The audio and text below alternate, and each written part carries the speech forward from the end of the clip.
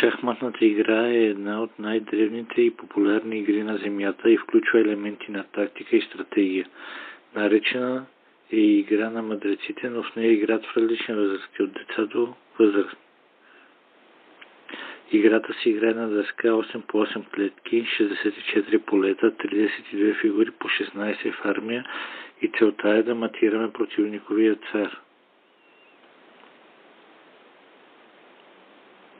Макар царят да е най-важната фигура, той не е особено силна фигура. Той се движи само на съседните нему полета във всички посоки. На диаграмата са отбелязани полетата, на които царят може да стъпи в следващия ход.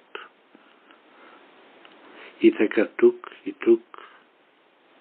Противниците имат по един цар и еднакъв брой фигури и правят ходове поред един след друг. Започват винаги белите. Играта свършва, когато матираме противниковия цар.